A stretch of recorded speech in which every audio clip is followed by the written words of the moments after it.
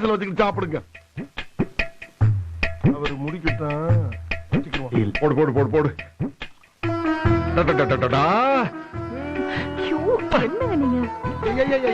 மாமா எங்க சாப்பிடுற இடத்துல வச்சுக்கிட்டு